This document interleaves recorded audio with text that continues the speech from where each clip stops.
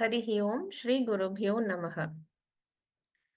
ॐ वक्रतुण्ड महाकाय सूर्यकोटि समप्रभा निर्विघ्नं कुरु मे देव सर्वकार्येषु सर्वदा। गुरुर्ब्रह्मा गुरुर्विष्णुः गुरुर्देवो महेश्वरः गुरुः साक्षात् परब्रह्मा तस्मै श्री गुरवे नमः। ॐ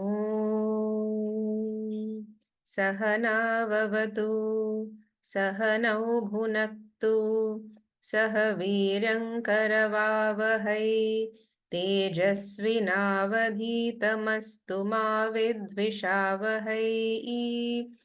ॐ शान्ति शान्ति शान्तिः। Namaste friends. Team Param Vedanta warmly welcomes you all to session 19 of Kathopanishad. The fear of dying is perhaps our greatest fear, and the grief of losing our loved ones is perhaps the greatest sorrow. In the Kathopanishad, we have the Lord of Death himself telling us that there is nothing to fear or grieve. Lord Yamaraja systematically explains what happens during and after death, a topic that others may hesitate to talk about, but which we as students of Vedanta discuss dispassionately. The body, made up of the five elements, will drop, but I, the Atma, am eternal. This is the strength we draw from understanding Vedanta. In the previous class, we began the second section or Valli of the second chapter, where we learned a great deal about understanding ourselves as Atma and that we are limitless and all-pervading as Brahman. In today's class, we will delve deeper into this topic. Dr. Hegde sir will moderate the session, helping us understand and absorb these profound verses. Before we proceed, let us listen to Dr. Rekha ma'am, who will summarize the mantras we studied last week. Over to you, Dr. Rekha ma'am. Om Shri Gurubhyo Namaha. Hari Om. The nature of the Atma, Atma Swarupam, was discussed elaborately in the first Valli of the second chapter. Now we are in the second chapter, in the second Valli, where the same thing is taught once again from a different angle. And that is because the subject matter is extremely subtle. This chapter represents the steps to be taken to arrive at the truth which Nachiketa sought in the third boon. The second chapter is divided into two distinct subsections. The first covers the search for Brahman as he unfolds himself in creation, that is, the immanent Brahman, starting with the body. The second section then continues the search in the transcendent absolute realm. Next slide, please. The second Valli of chapter 2 is devoted entirely to Atma Swarupam Varnanam. In fact, it is the only topic. Here, Atma is looked at from both the micro and the macro angles. The individual is called Jivatma, while the totality is Paramatma. But we know, in fact, there is only Atma with no adjective. Next slide, please. In mantras 1 to 7, Atma is described from the individual angle. Lord Yama points out that Atma alone makes every organ alive by lending Chidabhasa, the reflected consciousness, to the mind and then to the physical body. The Pancha Pranas are sentient because of Atma. Lord Yama also points out that Atma lends consciousness to Prana, which then lends it to the physical body. Superficially, the body seems to get sentiency from the Pranas, but truly it receives it from the Atma indirectly. Without consciousness, the Pranas and the body will decay and decompose. In chapter 15 of the Bhagavad Gita, Lord Krishna has said that every activity reveals the presence of Atma. When we feel the body, it's the expression of Chaitanyam.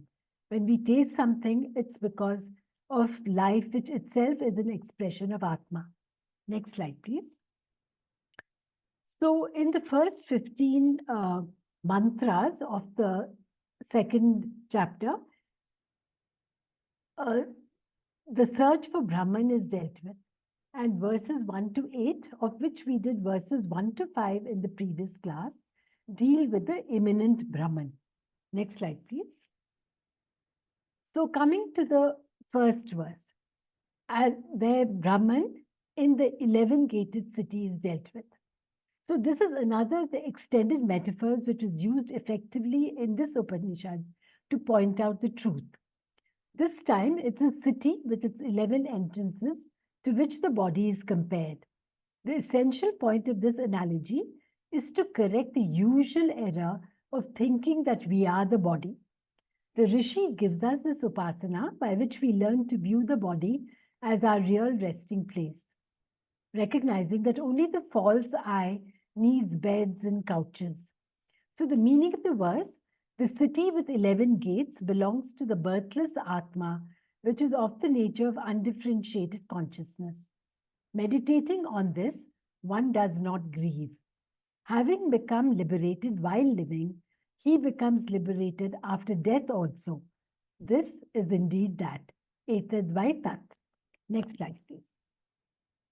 In the second mantra, Brahman everywhere in everything is dealt with. So the upasana of feeling that one rests in one's body is intended only to teach us that we are not the body, but we only live in it.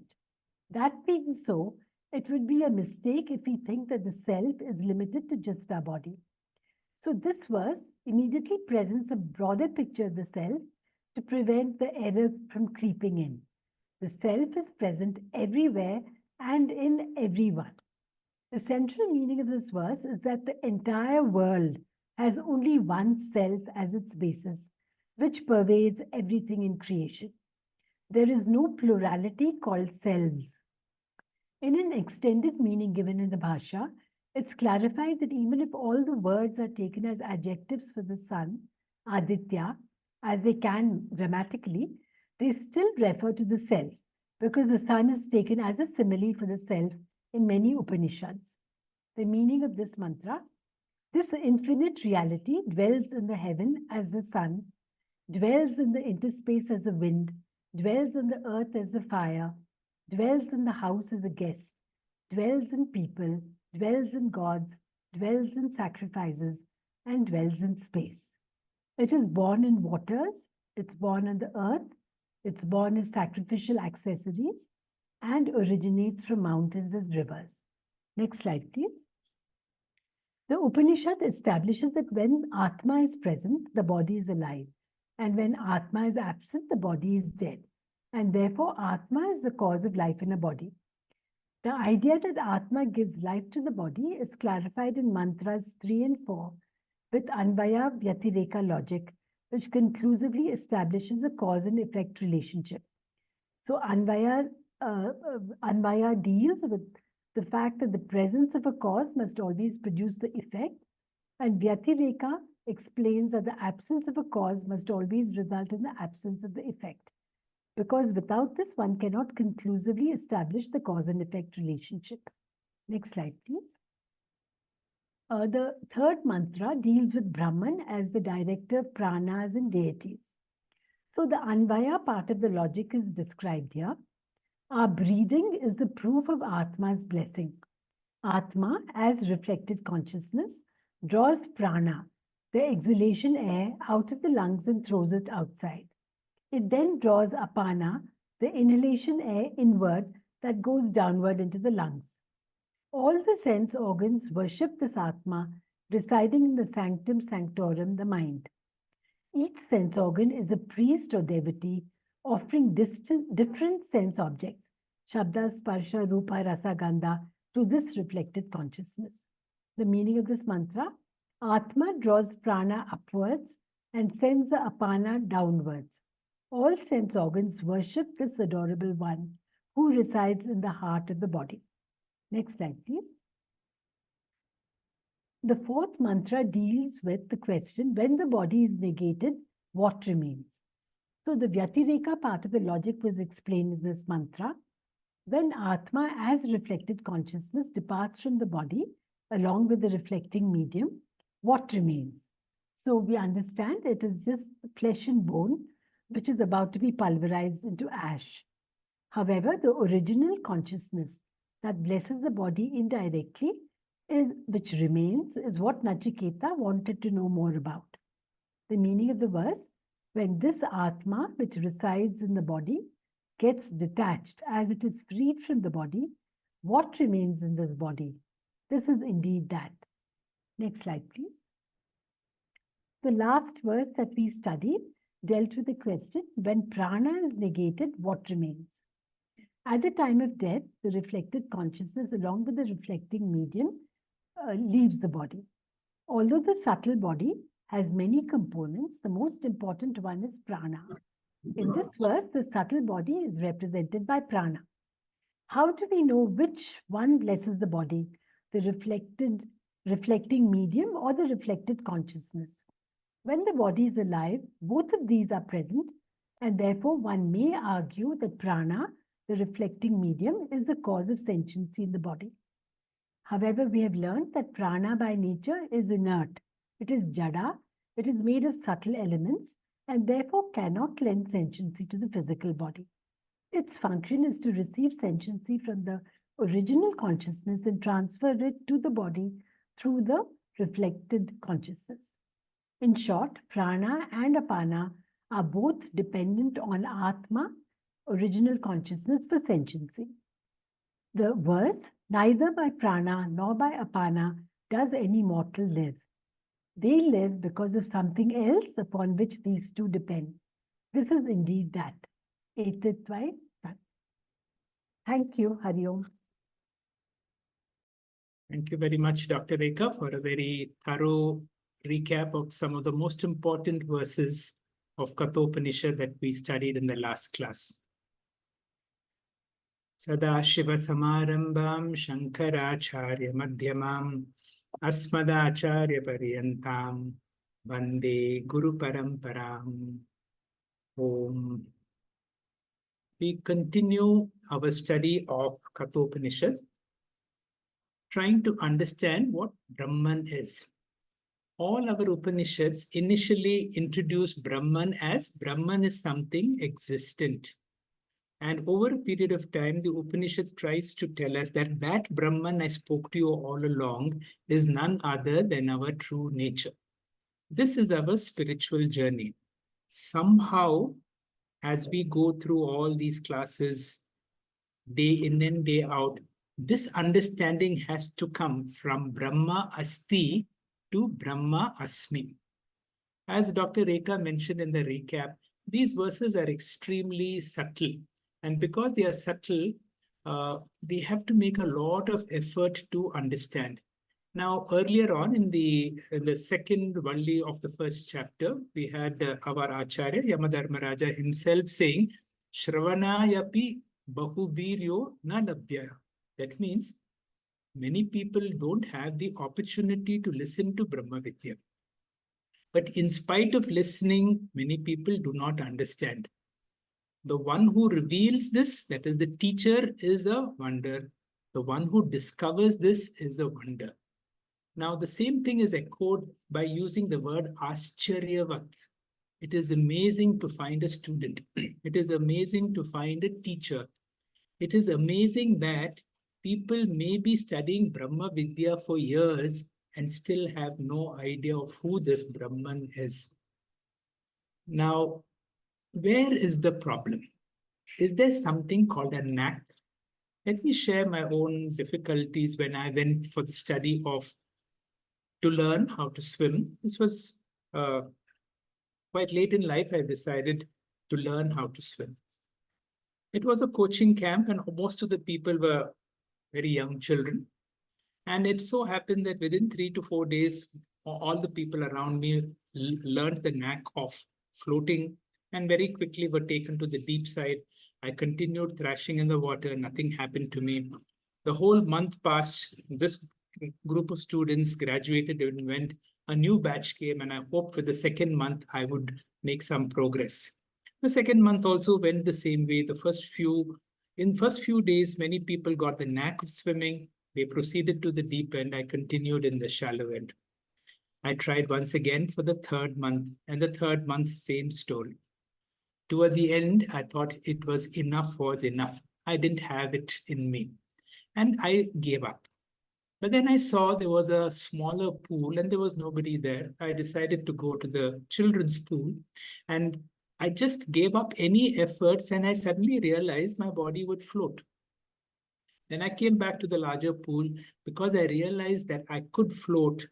The fear of the water was gone. What I'm trying to say is, of course, for things like swimming and other skills, they may be a knack, but for Brahma Vidya, it is persistence. Let us be persistent. Let us keep trying and trying. Now, in today's class, there are many important mantras that we are going to study, and among them, you will hear a Mahavakya. How do you know it's a Mahavakya? Sometimes the teacher indicates, sometimes the teacher does not indicate. In the Kathopanishad, there is one out of the meter, one remark that comes from the teacher, Yetad Vaitad. Now, this is that you are asking for. Now, whenever such mantras are explained, we have to be able to grasp and get a few questions like, what is this Brahman? Where is Brahman located? What is my relationship with Brahman?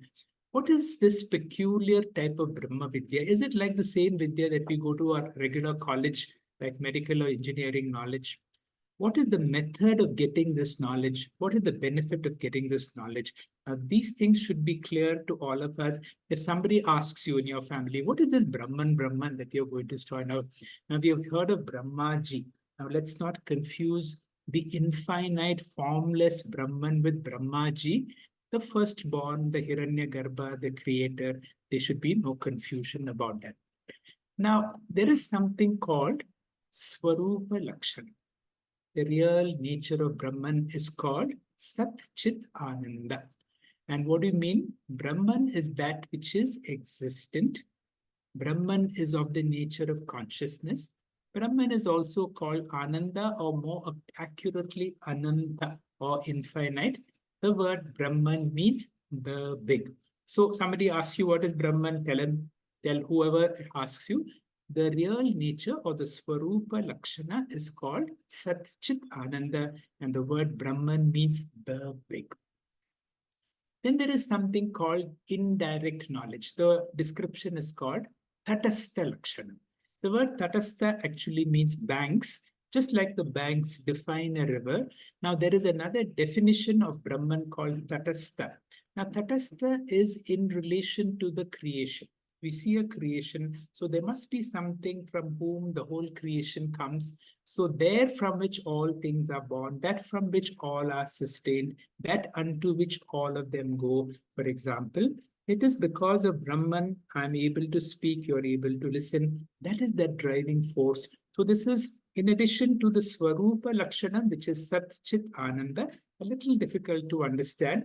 This is something more like a God principle from whom we have come, that which is sustaining, that which can go. This is called the Tatastha Lakshana. Now, we all know the answer to this question. Where is Brahman located? Because Brahman is infinite, Brahman is all pervading, it is everywhere. If it is everywhere, it must be in me also. And all of us are taught to say, I can recognize Brahman in my mind as my real self, as that consciousness because of which I'm able to speak, and I am existent. So, the nice word for all of us to say, whenever you say I am, you are talking of yourself as I am conscious, I am existent. But what we do not know is I am limitless. That is why, that is what we have to get through this. Once you understand I am limitless, then you experience Ananda or Anantatvam. So, where is Brahman located? Everywhere. In me also, as my consciousness and as that which gives me existence. I don't have to think to say I am. That knowledge where I don't even need my mind. I can confidently, I don't have to look around to say, I don't have to feel to say I am. The next question is, what is my relationship with Brahman? I have already explained as I am. So one method is saying Brahman is the cause because of which I'm here. And therefore, another method of saying is my true nature is Aham Brahma Asmi. That is my true nature. Now, what is the nature of this knowledge? Now, this is a very strange kind of question because Brahma Vidya is a little different from other Vidya, other forms of knowledge. Now, when I gain knowledge about the heart or about the eye, when I go to a medical school, I see it in the human body. The heart or the eye is given to me as an object. I see it with my sense organs, I feel it with my hand. When I get knowledge directly from my sense organs about any object, that knowledge is called Paroksha Jnana. Supposing there is some object which is not in front of me, but the teacher is able to explain it. So I'm able to visualize it. It is not something that I have seen or heard, but then my mind is able to perceive that knowledge. And that which knowledge I get indirectly through my mind, that is called Paroksha Jnana. So, whatever I get through my senses is pratyaksha, and what I get indirectly is called paroksha. Now, where does Brahma Vidya come? Can somebody teach me about, can somebody show me Brahman? No.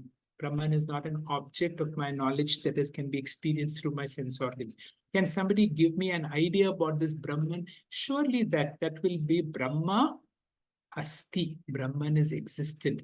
But if I want to know the true nature as Brahma Asmi, then this kind of knowledge about myself is called neither Paroksha nor Pratyaksha. It is called Aparoksha. It is a knowledge of this I am. This knowledge does not need the sense organs. It also does not need any thinking process. I automatically know I am. So that knowledge is called Aparoksha Jnana. What is the method of getting this knowledge? Just like whatever we are doing, the method is by going to a teacher who has knowledge. And then when the teacher gives you Brahma Asti, Brahma Asmi, then we reflect on it. If we have doubts, we clarify the doubts. So this process is called Shravanam, Mananam. And once this knowledge is very clear, then I declare Aham Brahmasmi, I am Atma Brahma, Aham Nityaha, Shuddhaha, Buddhaha, Muktaha. So whenever we are doing nothing else, I need to reinforce this thought that although my experiences, I'm this limited body, my teacher has told me, and more I'm convinced as I am of the nature of Satchit Ananda. So finally, I have to claim that I am Brahman. And some Upanishad says, Yo Veda Nihitam Guhayam Parame Yoman. In that space within that heart, I need to be able to recognize Brahman as my true nature. What is the benefit of getting this knowledge? Why do we spend so many of our weekdays on this? It is guaranteed to give you complete fulfillment. In this Upanishad, the Lord of Death says, I have spread my net everywhere. You cannot escape. But then I'm going to give you a technique to see how you can avoid rebirth and get total liberation in this life itself. So this is possible for all of us. Now, the knowledge of Brahman is possible through Mahavakya. What is a Mahavakya? A Mahavakya is any statement which reveals the essential oneness of the individual and the essential oneness of the Paramatma. The nice example given is when you see a wave, the essence of the wave is water. When you see the ocean, the essence of the ocean is water. If you take away the name and the form, the essence of the wave and the essence of the ocean is one and the same. It is because of the name and form of the wave and the ocean, you see differences between the limited me and Paramatma. These are, whenever we say Mahavakya, we think of Prajna. Whenever we think of Mahavakya, we think of these terms, Prajnanam Brahmam, Aham Brahmasmi, Tattvamasi, Ayamatma Brahma, and so on. But our Acharya, Swami Paramarthananda, repeatedly says Now, in this Kathopanishad, and in today's class also, there are so many Mahavakyas. So, all of them reveal Brahman in their own way. Now, to conclude, we are a mixture of body, mind with consciousness. The body mind is constantly changing and finite. The Atma in me, or the consciousness in me, is infinite and does not undergo any change. So, what is that exercise that we need to do is to discover what is that in me. If you look at a photograph of yourself when you were very small, you will see my body has changed, my minds have changed, my thoughts have changed. So much has changed. But whatever I call of myself as me has never changed. What is that which never changes? Now, this understanding is a viveka. Now, Kshetra, Kshetrajna. Just as why is this important? As body mind, there is no permanent solution to any problem. And as Atma, there is no problem. That is why this Viveka or this discrimination is important. Students of Vedanta are constantly educated to make three types of Viveka. One is called Sat Asat Viveka. Sat means that which is existent all the time. All the time means what? In all three periods of time. This world that I experience, including my body, disappears in my deep sleep. In my dream, it's another body. Therefore, that which is not there in all three periods of time, this world of my experience and my body mind, although it is experienceable, does not come under the term Sat or existent. It comes under Asat. Second discrimination is called Drik Drishya. I am other than whatever I see and experience. This whole world is not me. The body mind is not me. And this, when you do this discrimination, I come to discover the Chit aspect in me. Then normally I gravitate to something, happy situations, happy persons, happy objects, and I avoid any situation, object, or person that gives me sorrow. So I know Sukha, Dukkha, Viveka, and that gives me what is Ananda. So with that, we understand our true nature is that of Sat, Chit, Ananda. Later on, we'll realize Ananda actually means Ananta, because wherever there is limitations, there is dukkha. Now, there are two fundamental laws of Vedanta. If this is there, Vedanta become very easy. The first is, I am other than whatever I experience. Second, and very, very important, is the real me has no attributes in time, no attribute in space, no attributes in objects. I am nirguna. This understanding can be very liberating because I have no date of birth, consequently, no date of death also. So I am Atma Brahma. Now, whenever we analyze a Mahavakya, we have to get a few terms. That means, as I gave you in the wave and ocean example, there is something called Vachyartha or Mukhya Artha, the regular meaning. Sometimes the regular meaning does not work. Now, for example, I will tell you, Australia is coming to India for a cricket tournament. Now, Australia cannot come to India, but the Australian team can come. So when I drop something and I understand it, that is called Jahati. There is another term called ajahati. For example, I want idli and I ask you for idli, but you don't give me just an idli by hand. You will give it to me in a plate. You may add some sambar or chutney.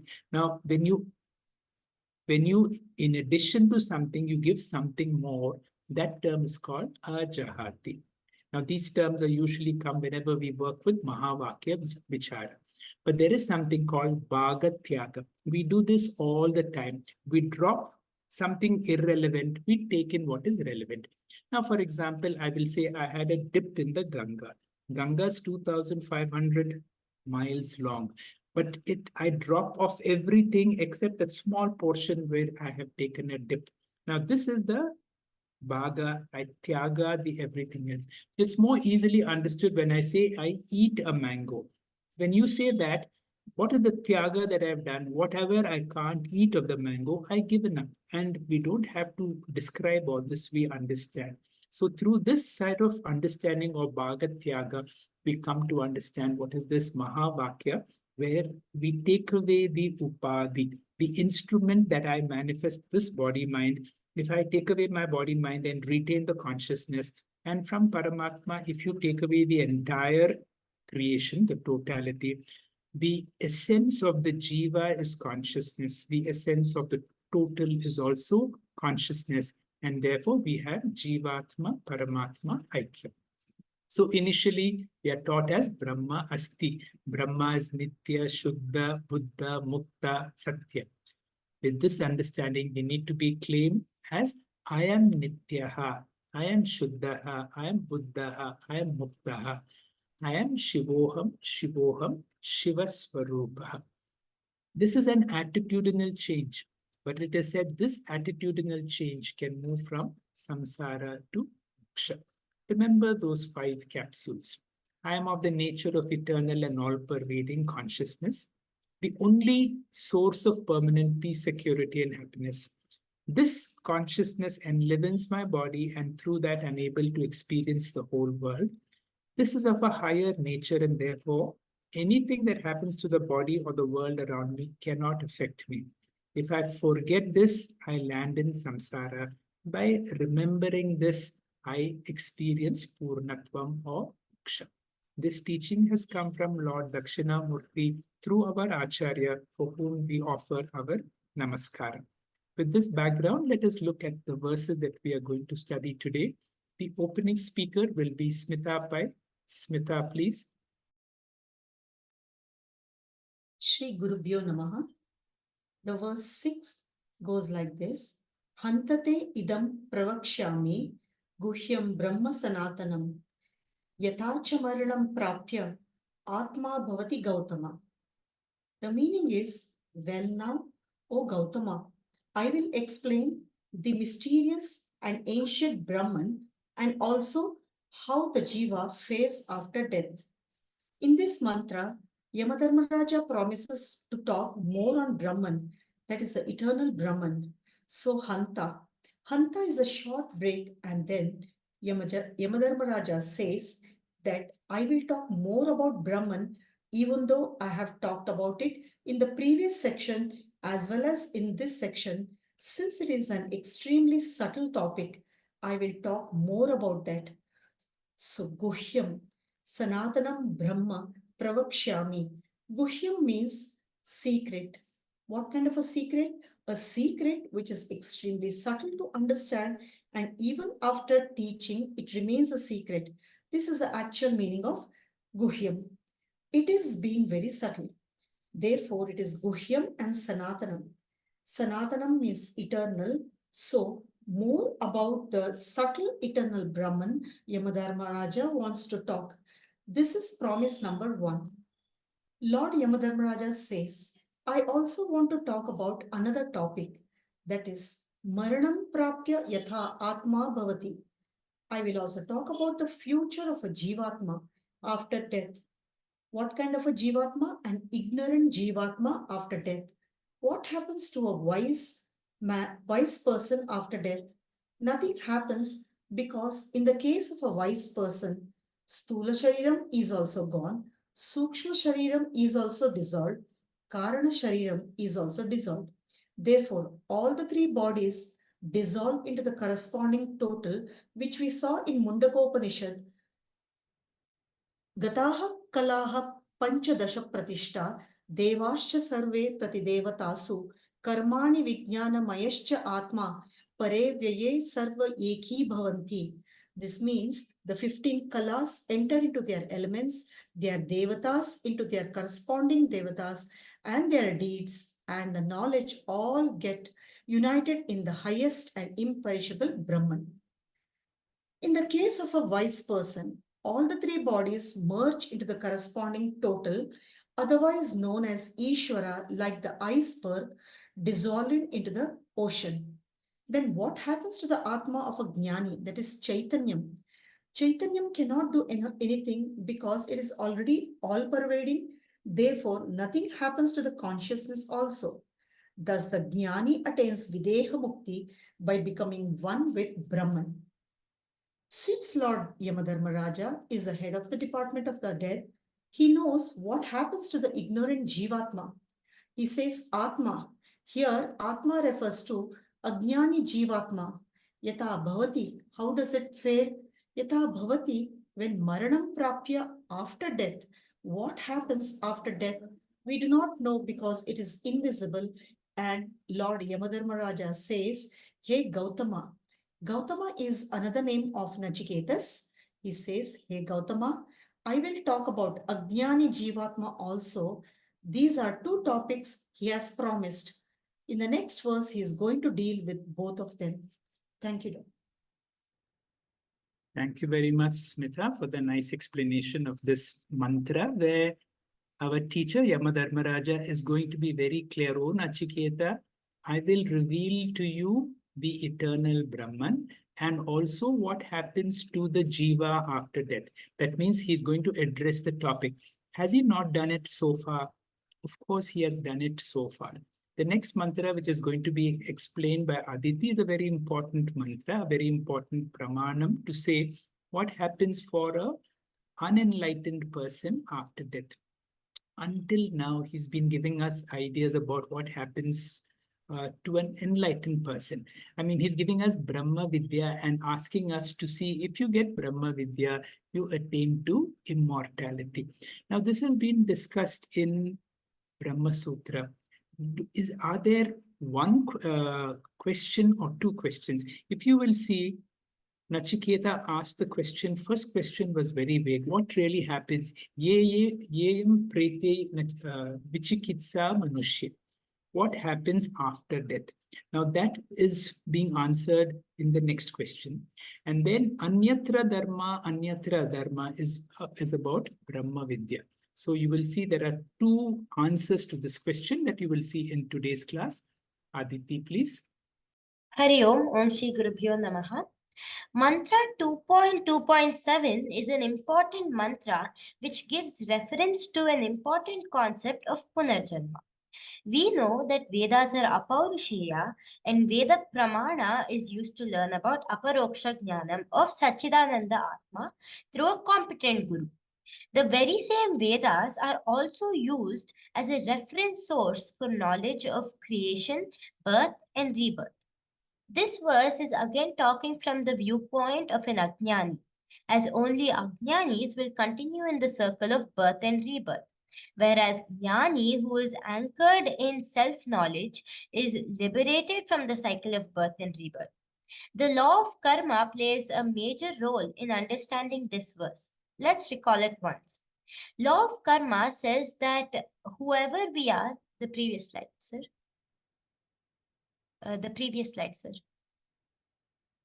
The law of karma says that whoever we are and whatever we are experiencing is a result of our own previous karma phalas. Only every voluntary action of ours will result in a visible effect, also called as drishtapalam, and also an invisible effect called adrishtapalam. For example, if I help my friend in studies, it is visible that my friend will benefit and the invisible effect of punyam will come to me. On the other hand, if I disturb my friend to avoid her from studying, then there is a visible effect of my friend not studying and an invisible effect of me getting papam. This invisible effect of punyam and papam is called adrishtaphalam. Next slide, please. This collective adrishta karma phalam accumulated over several janmas is called as sanchita karma. This is like a cloud deposit of the whole of our karma phalas. A portion of this sanchita karma phala will get fructified into giving this birth is called prarabdha karma. Some of the major factors in life, such as identity, gender, severe illness, death, etc., are all determined by prabhala prarabdha. In this life, whatever karma palas we accumulate is called agami karma. Agami karma is where we can exercise our free will. These agami karma palas may get fructified in this life itself or get deposited into the sanchita karma storage. What is the job of God in our life? Eh, um, what is the job of God in our life if it is determined by our karma phalas? Ishvara is karma phala data, who ensures that we get what we deserve. Next slide, please. Now let us look at what happens to these three karmas to an ajnani and jnani. A jnani, because of disidentification of actions, which is called akartatvam, and the result of these actions called abhoktatvam, will not have any agami karma. Shastras say that jnanam has the power to burn away all the sanchita karmas. However, prarabdha karma will continue so long as there is life to the body and mind of the jnani. Because of prarabdhas, even jnanis such as Ramana Maharshi and Ramakrishna Paramahamsa had to face cancer. So when the prarabdha ends, the jnani stula sharira merges with the panchabhutas, whereas sukshma and karana sharira will merge into the macrocosmic sukshma and karana sharira. As there are no karmas to be fructified, there is no punarjanma for jnani. For an ajnani, because of identification of the actions and their results, and all the three karmas, which are Sanchita, Prarabdha, and Agami, will continue to be relevant, resulting in Punarapi Jananam, Punarapi Maranam. So, what happens to an ajnani after death? Gross body merges with the Panchabhuta, similar to that of Jnani's gross body. Subtle body, along with the causal body and the Chidabhasa, the reflected consciousness, will leave the physical body at the time of death till it finds another appropriate body depending on karma phalas. With this background, let's look at the verse. Next slide, please. Yeni manye prapadyante sharirattvaya dehinah स्थानुमन्येनु संयन्ति यथा कर्म यथा श्रुतम् अन्ये देहिनः some jivas prapadyante enter yonim the womb sharirattvaya for acquiring bodies anye and others anusamyanti assume sthanum plant form yata karma according to their karma yata shrutam and according to their upasana. Some jivas enter the womb for acquiring bodies, and others assume plant form according to their karma and according to their upasana. Next slide, please. As we saw earlier, this verse talks from a perspective of an ajnani. And the ajnani stula sharira dies and mingles with the panchabhutas. What are they? Akasha, Agni, Vayu, Jala, and Prithvi. The Sukshma and Karana and the Chidabhasa of an Ajnani is called Ahankara, and this finds a medium in the human body or an animal or even a plant depending on one's own karma phala. We know that if someone has more punyam in their karma account, they will go to higher lokas such as Devaloka, etc. If the punyam and papam are equal, then they will take birth as humans. If papam is more, they will take birth as animals, plants, etc. Some commentators also say if we have not used the intellect for dharmic and spiritual growth, then we will be forced to go to lower births like animals or plants, where there is no intellect at all, and therefore there is no scope for spiritual growth. Lord Yama says that each event is governed by the law of karma. The type of birth with favorable or unfavorable body and circumstances is dictated by karma of that person. And we are all fortunate that we do not remember our past karmas in our previous births. Our karma also depends on what we dwell upon constantly, upasana.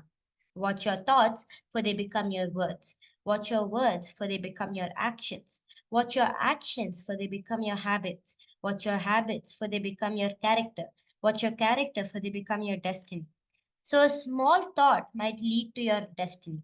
So if one always dwells upon God, then the destiny is also God. If one is unable to get into jnana yoga but has been religious, then they will indeed get a conducive next life to complete jnana yoga and then moksha. So our spiritual inclination in this life is because of our previous punya karmas, and let's make the best use out of this life. I thank Timapa sir for giving me this opportunity. Thank you, Hari Om. Thank you very much, Aditi, for a very nice explanation of a very important mantra where Yamadharmaraja comes straight to the topic. What happens after death and what is the importance of all our karmas which determine our future kind of birth that happens. The next mantra will be explained by Dr. Kiran. Dr. Kiran, please. Namaste. Hari Om. Gurubhyo Namaha. Nachiketa, as sir has told, has asked two set of questions. First is Ayam Vichiksate. That is there something after death? That means he is asking Yama. He knows that, Nachiketa knows that there is something beyond death. There is something which Yama can't take away. Yama can take this body-mind complex, but there is something which Yama can't take away this. Look at the nerve of Nachiketa, a small boy asking this question. And Yama naturally has met his match, just like how Drona feels elated after seeing Arjuna. He is also elated and has gone into raptures. That's what makes this Upanishad such a beautiful Upanishad, because he goes on and on. And the second set of questions he has asked is, what is that Anyatra Dharma, Tanyatra Dharma? What is that which is beyond Dharma? What is that which is beyond Adharma? What is that which is beyond creation and created and creator? And what is that which is beyond known and knower and perhaps even knowledge? And Yama is answering these questions directly in the previous answers, and it reaches the crescendo in these following verses. Let us learn the verse. Ya esho sushupte jagrati kamam kamam purusho nirmi manaha tadeva shukram tad brahma tadeva amrita uchyate tasmin loka shruta sarve tadu natyate kaschin etad vaitad. Purusha, we will come to Atma is this. I'll explain it later. Ya Jagrati, that which keeps awake and projecting, kamam of various dream and object, desirous object. And when all the senses are asleep, this is present as pure Amritam. That is this. And this is indeed is said to be Brahman, Uchyate Brahma, and Sarve Lokaha, all the world Shrutaha are based inside this, and Tasmin on that Kaschin, that is nothing exceeds this, there is nothing beyond this, and that is indeed this. So, in short, what is telling is this Atma, that which keeps projecting in the wake state, in the sleep, dreaming, and in sleep state, and when you wake up again, you wake up as the same person, that is the Brahman, that is the Atma.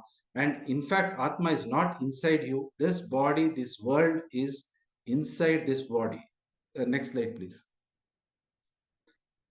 Here he is explaining the Brahma Swarupam. That is what makes this verses very, very important. Brahman is the consciousness that resides in every individual. That is, he has in the previous last class we have learned in Puram, Navadvare Puram, that Atma is there inside. Purusha Hesha, it is called Purusha, that is the indweller. What is this indweller? We'll come to it later. Conscious is ever awake and illumines all the time. That is, in waking state, the organs, as you're seeing in the slides, it illumines the world and we catch it through the sense organs, that is outside world, through the mind, etc. When we are sleeping, all sense organ, mind complex, everything is turned inward because of our previous memories and vasanas, and that is projected inside.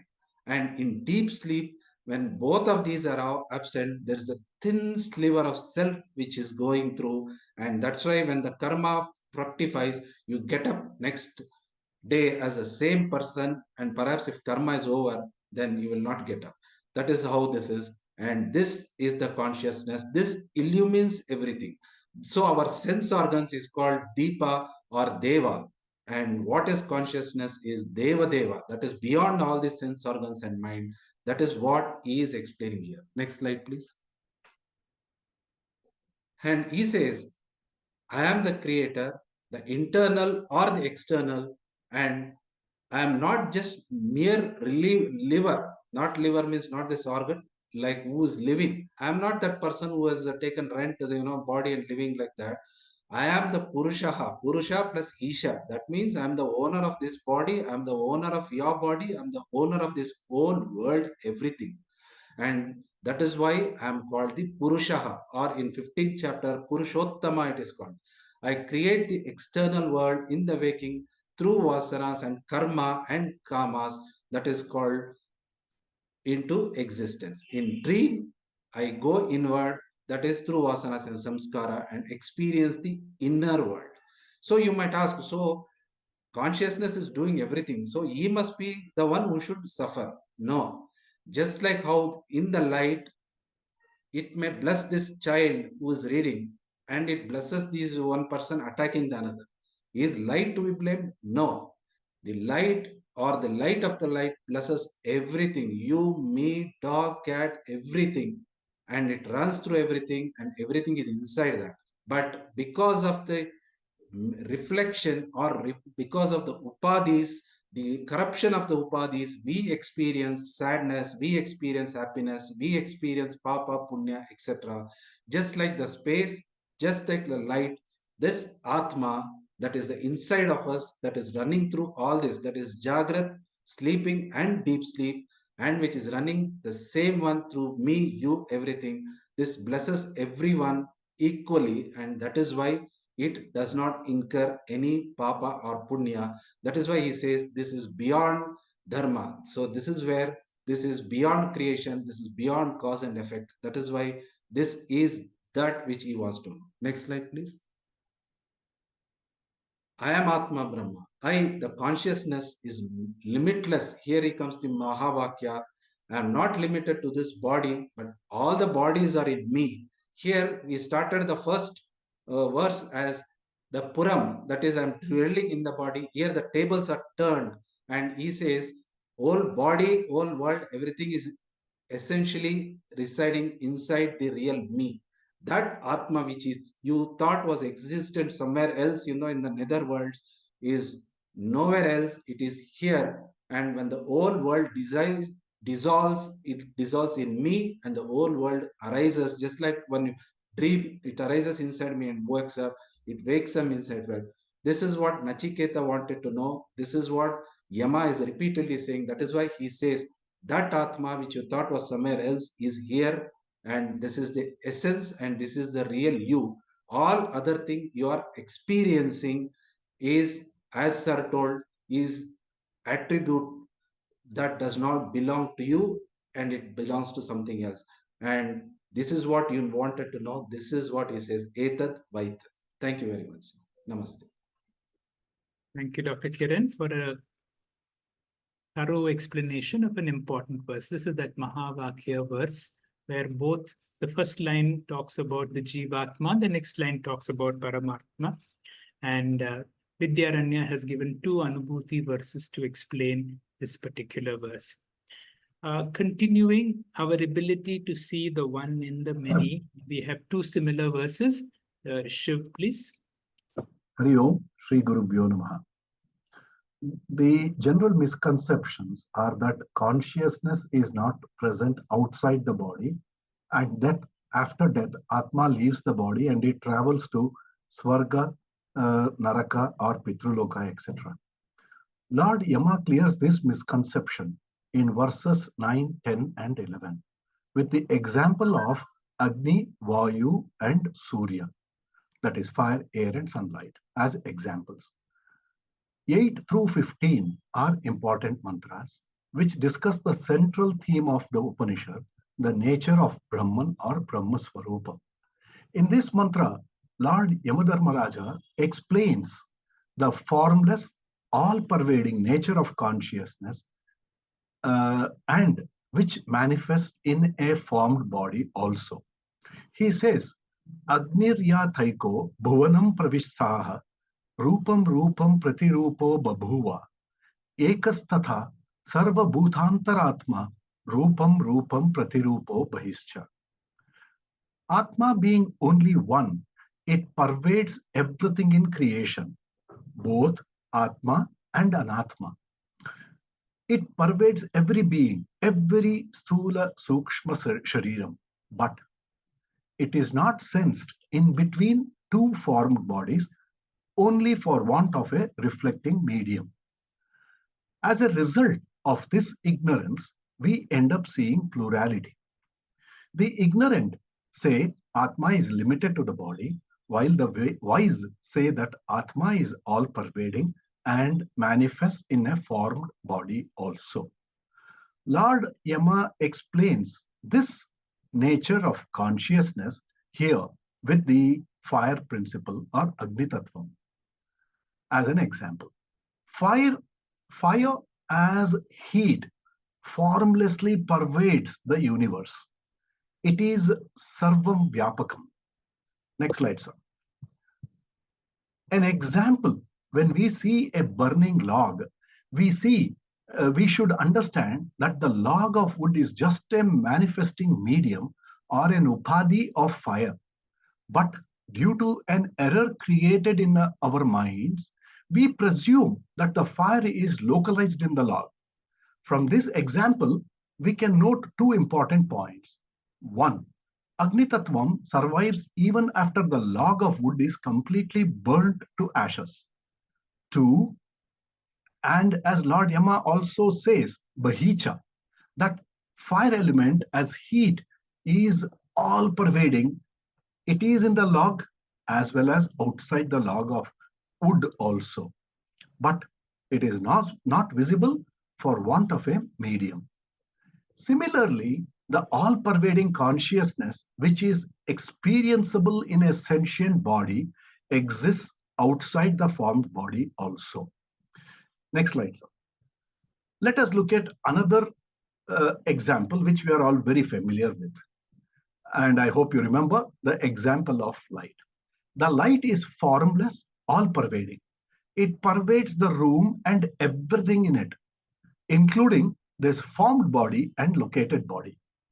By simply taking the shape of this body, the light appears as though it has a form and location. The important observations from this example are: the light seemingly inherits the limitation of the body. Two, the light, one light reflecting multiple bodies seemingly appears as many. Third, for want of a reflecting medium, the all-pervading light is not visible in between the two reflecting bodies. Because of association with Atma, with the sentient body or Anatma, unlimited seems to become limited. Formless seems to become formed, and unlocated seems to become located. Similar understanding of plurality occurs if we conclude that each body has its own Atma, because the all-pervading consciousness is not experienced in between two reflecting mediums or anatmas, simply put, for want of a reflecting medium. Fire is one in its original state. It burns equally without any partiality. But when it enters the world, it puts on various forms. It may burn in various hues, in various contours, because of the medium through which it passes. Likewise, the one Atman that is uniformly present in all bodies appears to be varied because of the differences of the bodies and intellects. Atman is uniformly present in all of creation, whether in man, woman, an elephant, ant, tree, rock, irrespective of size, color, shape, form, etc. All these are his embodiments. By our nature, we tend to mistakenly equate non-visibility to non-existent. But non-visibility is not the proof of non-existent. Hari Om, Shri Guru Bhyo Namaha. Thank you very much, Shiv, for a complete explanation of the ability to see the one in the many. We have another similar example that will be explained to us by Dr. Sandhya Ravi. Dr. Sandhya, please. Hari Om, Shri Gurubhyo Namaha. So, as we listen to these verses, we understand that the Dvitiya Adhyaya of the Dvitiya Valli, the verses are very powerful, they are valuable, and they talk about the real nature of the world, that is the real nature of the self, Atma Swarupam or Brahma Swarupam. Because the significance of the oneness and the importance of consciousness is brought out. We saw in verse 8 that the ever awake consciousness that is immortal, Amritam Uchyate, the whole universe, the Hiranyagarbha, the Virat, the external and internal matter is all set in this consciousness. That is one consciousness that pervades everything, Atmanaha Ekatva. With the example or Drishtanta of Agni, Vayu and Surya, we just saw the example of Agni. Yama dispels these misconceptions which are associated with the understanding of the true nature of Atma. So the verse goes like this. Vayur yathaiko bhuvanam pravishto rupam rupam pratirupo bhabhuva ekastatha sarva bhutantaratma rupam rupam pratirupo bahishcha. As the same non-dual air, after it has entered the world, becomes different according to whatever it enters, so also the same non-dual Atman, dwelling in all beings, becomes different according to whatever it enters. And it exists also without. So it's exactly like the previous verse with just a difference in one word. Instead of Agni, Vayu is used. So why is this Upanishad bringing out this same metaphor twice? Probably because it's a poem and poetry has a kind of rhythm. And if we skim over it rapidly, we may not get the true meaning. So the same teaching is given twice to help us probably understand it better because repetition helps us reflect and understand. The next slide. So in this verse, everything explained about Agni applies to Vayu also. Prana is the Vayu that is manifest in every living being. Vayu is also outside the body, Bahishcha, but it is unmanifested.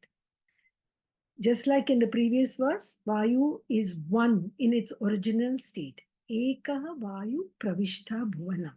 But when it enters the world, it puts on various forms. Likewise, the one Atman that is uniformly present in all bodies appears to be various because of the differences in the bodies and intellects. Rupam, Rupam, Pratirupaha. Next slide, sir. The Atman is uniformly present in all things. It is not different in different persons.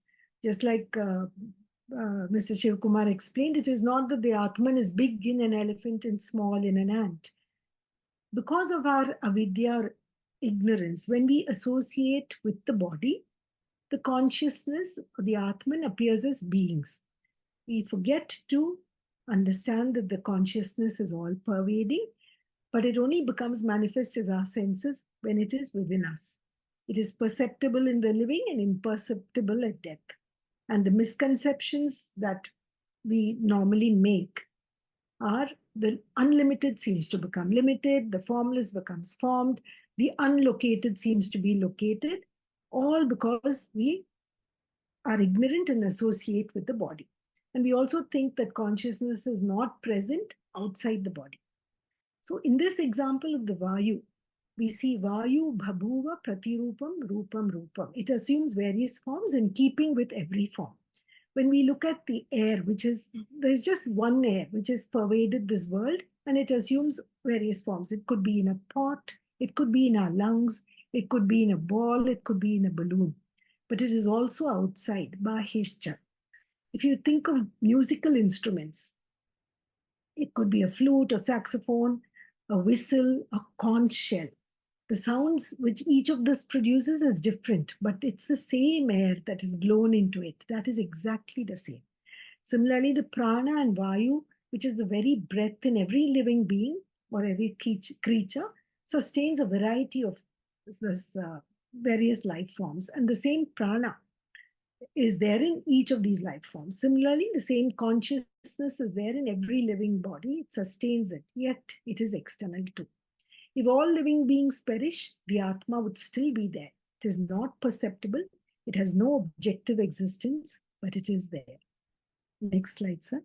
There is an inner Atma, that is the Sarva Bhuta Antaratma, which is Ekaha, but it has Rupam Pratirupaha. It assumes all the many forms according to the form. Yet it is Ekaha. It is also Bahishcha, the verse says. These verses say the same thing. Bahishcha, one word that conveys so much. Because does the Atma, just because it is outside, does it get changed or get altered? It is probably appropriate to revisit the nature of Atma.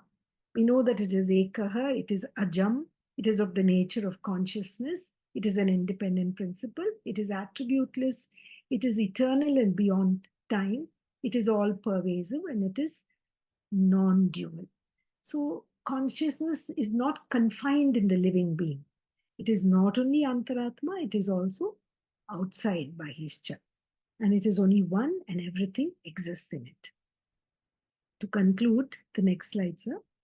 We begin to, with these examples, we begin to understand the immanent and the transcendent nature of Atma, the relationship between immanence and transcendence. Immanence, it is present here and now, it dwells within us, it is also beyond, it is transcendent. And all beings dwell in this transcendent Atma.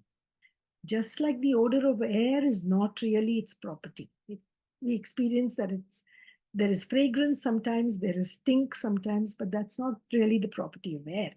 The properties of the world do not belong to the Atman as well. The Atman is the existence of all beings, and their being is the being of the Atman. We saw this in Bhagavad Gita, chapter 9, in verses 4 and 5, when Sri Krishna says, Maya tatamidam sarvam jagadavyakta murtina mastani sarva bhutani nachaham teshvavastitaha. He says the entire cosmic manifestation is pervaded by me in my unmanifest form. All living beings dwell in me, but I do not dwell in them. In the next verse, too, he says, although I am the creator and sustainer of all living beings, I'm not influenced by them or by material nature. So Atma or Brahman is the only thing that can be amrita. It is something that never began in the first place. And in that Brahman, all these worlds, when you think of the billions of other planets circling the sun, etc., sarve loka tasmin ashrataha. All of them have their existence in that Brahman, and no one or nothing can transcend that Brahman. Hari Om. Thank you very much, Dr. Sandhya, for another nice explanation. All these Upanishadic verses are extremely subtle, extremely beautiful. That makes us great. And each one of the speakers have given the essence of this through their own understanding. Tagore had mentioned, when one knows thee here means one gets to know who is this Brahman. When one knows thee, then alien there is none, no door is shut.